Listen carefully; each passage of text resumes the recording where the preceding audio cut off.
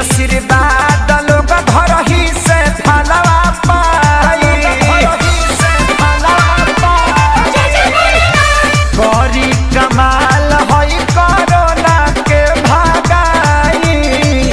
दे दी आशीर्वाद लोग घर ही से फलवा पाई कावर सजाई देव घर चली आईती भांग धतूरा बेल पत्तर चढ़ाईती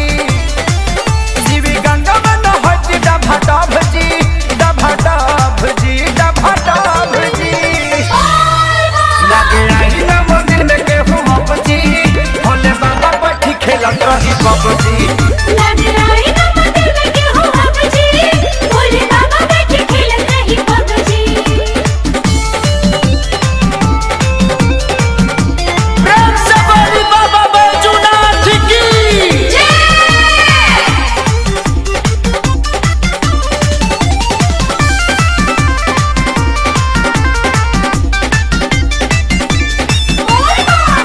एह